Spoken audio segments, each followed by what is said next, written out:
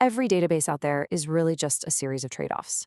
Today, we're going to pull back the curtain on one of the most popular databases in the world, MongoDB, to really understand the specific choices that made it what it is today. So for decades, right, tables were the answer to pretty much everything. But what happens when your data gets messy, when it's complex, and it just doesn't want to fit into those neat little rows and columns? Well, modern applications needed a lot more flexibility, and MongoDB's answer was to totally rethink the idea of a record. Okay, so what is it that really makes MongoDB so different from the good old relational databases many of us grew up with? It all starts with how it sees your data. Instead of these super rigid tables with predefined columns, MongoDB uses what's called a document model. Just think of a JSON object. That's basically it. And this is an absolute game changer for modern apps, because now all the info about one thing, like say a user, and all their blog posts and comments can all live together in one single complex nested record. Okay, so you've got these flexible documents, but how does the database actually store them on disk? Let's go a layer deeper and look under the hood at the storage engine that makes it all happen. Now, this shows a really crucial evolution inside MongoDB. The big move from the old MMPV1 engine to the modern default, which is Wired Tiger. MMPV1, it had some major drawbacks like zero data compression and a really restrictive locking system.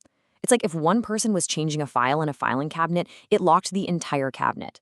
Wired Tiger was a total game changer. It brought in powerful compression and a much, much smarter lock. So you could just lock that single file instead. And get this, the real-world impact of Wired Tiger's compression is just staggering.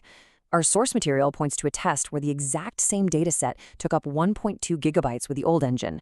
With Wired Tiger, that shrank to just 5.4 megabytes. That is a massive 99.5% reduction in disk space. Just incredible. And that smarter locking, it unlocked huge performance gains. See, with the old engine, if one operation was writing to a collection of data, the entire collection was locked down. Nobody else could touch it. Wired Tiger's document-level locking means multiple apps can update different documents in the same collection at the exact same time. That's a fundamental improvement for any app with a lot of simultaneous users. All right, but what happens when your data just gets huge? Too big for even the most powerful server you can buy. This is where scaling comes in, and MongoDB's approach is all about spreading the load. Mongo's answer is this thing called sharding, and it's really just the process of breaking up massive data sets across multiple servers, or shards. The librarian analogy here is perfect. Instead of one giant, overwhelmed library, you distribute all the books across several smaller, much more manageable branch libraries. This means the system can scale out just by adding more machines. It's that simple. And the cool thing is, it's not a one-size-fits-all deal. MongoDB gives you different strategies so you can organize your data in a way that perfectly matches how your app needs to access it. Ranged sharding is great for queries that look for a sequence of values, hashed makes sure your data is spread out evenly, and zoned lets you pin data to specific geographic locations, which is crucial for things like data residency laws. Okay, this is where things get really interesting because all of this distributed nature, it leads us to one of the most debated topics in the world of databases, consistency. You really can't talk about distributed systems without bringing up the famous CAP theorem. The principle is pretty simple. Any distributed system can only guarantee 2 out of 3 things at the same time: consistency, availability, and partition tolerance. You have to pick 2. Every distributed database has to make this fundamental choice. So where does MongoDB land? It falls squarely in the CP camp. That means it prioritizes consistency and partition tolerance. So what does that actually mean? Well, if there's a network failure and some servers can't talk to each other, MongoDB will choose to make sure the data is correct above all else, even if that means some users might not be able to write new data for a brief moment. Basically, it's choosing to be correct over being always on during a network hiccup. But, and this is super important, it's not this rigid all-or-nothing choice. MongoDB gives you what a lot of people call a consistency dial. The way it works is all new data gets written to a primary server, which then copies or replicates that data to several secondary servers. And this design is what lets you, the developer, fine-tune the consistency for every single operation.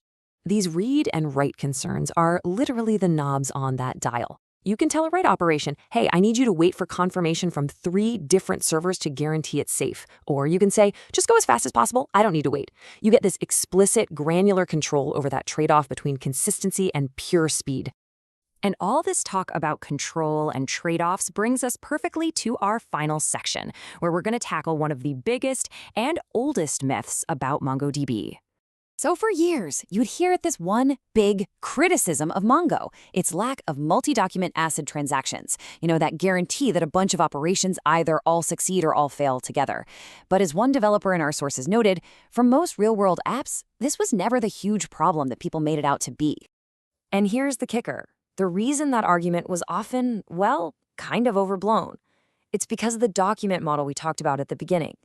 So many operations that would need a complex, multi-step transaction in a relational database just happen in a single atomic write in MongoDB. An update to a single document has always been ACID compliant. But hey, for those cases that really did need them, MongoDB didn't just stand still. It evolved. It built on that strong foundation of single document atomicity, and in version 4.0, it added full support for multi-document transactions. And then in version 4.2, it took it even further, supporting them across entire distributed clusters.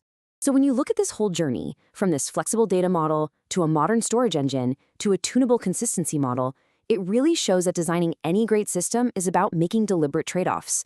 The right choice isn't just about a checklist of features. The real question you should be asking is, what does my data need my database to do?